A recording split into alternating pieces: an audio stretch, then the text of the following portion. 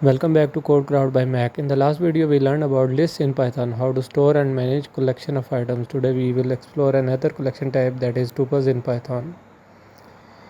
A tuple is similar to a list but with one key difference. Tuples are immutable. That means once you create a tuple, you cannot change its value. We create a tuple using parentheses. For example, fruits is equal to apple, banana, cherry. Print fruits and it will print apple, banana, cherry in this format.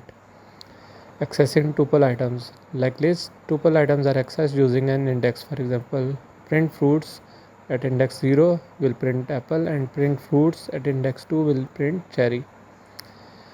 Unlike list, we cannot modify tuple items. For example, fruits at index 1 is equal to mango. This will give an error because tuples cannot be changed after creation.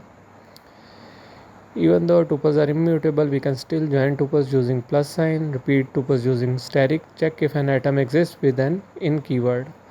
For example, numbers is equal to 1 to 3 plus 4y 4 5.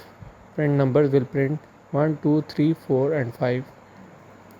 We can loop through a tuple just like a list. For example, for fruits and fruits, print fruit.